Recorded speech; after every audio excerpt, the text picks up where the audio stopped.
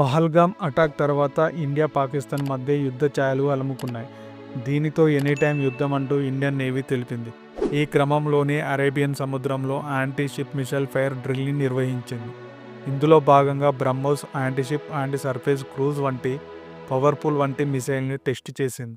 అయితే ఈ వీడియోలో పాకిస్తాన్ దగ్గర లేనివి మన దగ్గర ఉన్న పవర్ఫుల్ ఎయిర్ క్రాఫ్ట్ కారియర్ అయిన ఐఎన్ఎస్ విక్రాంత్ గురించి తెలుసుకుందాం. అసలు ఎయిర్ క్రాఫ్ట్ కారియర్ అంటే ఏమిటి? యుద్ధ విమానాలు, వెపన్స్ వంటివి మోసుకు వెళ్లే నౌకలని ఎయిర్ క్రాఫ్ట్ కారియర్ అంటారు. ప్రజెంట్ ఇండియా వద్ద INS Vikrant, INS Vikramaditya air craft carriers ఉన్నాయి. ఐఎన్ఎస్ అంటే ఇండియన్ నేషనల్ షిప్, విక్రాంత్ అంటే కరోజియస్ ఆర్ పవర్ఫుల్ అనే అర్థం. అయితే ఈ ఐఎన్ఎస్ విక్రాంత్ని ఫ్లోటింగ్ ఎయిర్పోర్ట్ అని చెప్పవచ్చు. సముద్రంలో యుద్ధ విమానాలు, హెలికాప్టర్, వెపన్స్ లాంటివి ఒక చోటు నుంచి మరొక చోటుకి సులభంగా మోసుకెళ్తుంది. అంతేకాదు, ఇండియాకు బ్లూ వాటర్ నేవీ రికగ్నైజేషన్ ఉండడంతో దేశాలు ఖండాలు దాటి వెళ్ళి కూడా సముద్రాలపై ఆపరేట్ చేయగలదు. బ్లూ వాటర్ నేవీ అంటే ఒక దేశం యొక్క నావీ ఫోర్స్ తమ దేశం నుంచి దూరంగా వెళ్ళి కూడా సముద్రాలలో ఆపరేట్ చేయగలిగే కెపాసిటీ ఉంటే వాటిని బ్లూ వాటర్ నేవీగా గుర్తిస్తారు. అయితే ప్రపంచంలో అత్యధిక ఎయిర్ క్రాఫ్ట్ కారియర్స్ కలిగి ఉన్న దేశాలలో అమెరికా టాప్లో ఉన్నది. ప్రస్తుతం అమెరికా వద్ద 11 ఎయిర్ క్రాఫ్ట్ కారియర్స్ ఉన్నాయి. ఆ తర్వాత చైనా 3 ఎయిర్ క్రాఫ్ట్ కారియర్స్తో సెకండ్ ప్లేస్లో ఉంది. ఈ INS Vikrant air craft carrier భారతదేశానికి చాలా గర్వకారణం.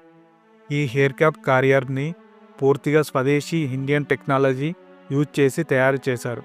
అయితే 1961లో ఐఎన్ఎస్లో విక్రాంత్ పేరుతో ఎయిర్ క్రాఫ్ట్ కారియర్ ఉండేది. దీనిని బ్రిటన్ నుంచి ఇండియా కొనుగోలు చేసి 1961లో భారత్ నౌకాదళంలో చేర్చింది. అయితే బ్రిటన్లో హెచ్ఎంఎస్ హెర్క్యులస్ పేరు మీద తయారైన ఎయిర్ క్రాఫ్ట్ కారియర్ని ఇండియా కొనుగోలు చేసిన తర్వాత ఐఎన్ఎస్ విక్రాంత్గా పేరు మార్చింది. అది 1961 నుంచి 1997 వరకు దాదాపు 36 సంవత్సరాల పాటు ఇండియన్ నేవీలో సేవలు అందించింది. ఈ క్రమంలోనే 1971లో బంగ్లాదేశ్ లిబరైజేషన్ కోసం జరిగిన ఇండో పాకిస్తాన్ వార్లో కీలక పాత్రను కూడా పోషించింది. అయితే దాదాపు 36 ఏళ్ల పాటు ఇండియన్ నేవీకి సేవలు అందించిన ఐఎన్ఎస్ విక్రాంత్ గౌరవార్థం ఆ పేరును అలాగే కొనసాగిస్తూ ఈసారి ఇండియా స్వయంగా స్వదేశీ టెక్నాలజీ యూజ్ చేసి తయారు చేసుకుంది. ఐఎన్ఎస్ విక్రాంత్ సామర్థ్యం ఎంత? ఈ ఐఎన్ఎస్ విక్రాంత్ని కేరళలోని కొచ్చిన్ షిప్యార్డ్ లిమిటెడ్లో నిర్మించారు. అయితే దీని నిర్మాణం 2009లో ఫిబ్రవరి 28న ప్రారంభమైంది. 2013 ఆగస్టు 12న మొదటిసారి నీటిలోకి దించారు. 9 సంవత్సరాల తర్వాత ఐఎన్ఎస్ విక్రాంత్ని ప్రధాని నరేంద్ర మోడీ గారు 2022 సెప్టెంబర్ 2న ఇండియన్ నేవీలో అఫీషియల్గా లాంచ్ చేశాడు. దీని వెయిట్ 45,000 టన్నులు, పొడవు 262 మీటర్లు ఉంటుంది. అంటే సుమారు 3 ఫుట్బాల్ గ్రౌండ్ అంతా ఉంటుంది. వెడ్త్ 62 మీటర్లు, హైట్ 59 మీటర్లు. ఇది గంటకు 52 కిలోమీటర్లు ప్రయాణిస్తుంది. ఇందులో విశాలమైన బెడ్రూమ్స్, క్యాబిన్స్, రోజుకు 10,000 మంది వంట చేయగల కెపాసిటీ, హెల్త్ ఎమర్జెన్సీ కోసం హాస్పిటల్స్, చిన్న క్యాంటీన్స్ వంటివి ఉంటాయి. నేవీ ఆఫీసర్తో పాటు ఇతర క్రూ మెంబర్స్తో కలిపి మొత్తం దాదాపు 1,700 మంది ఉంటారు.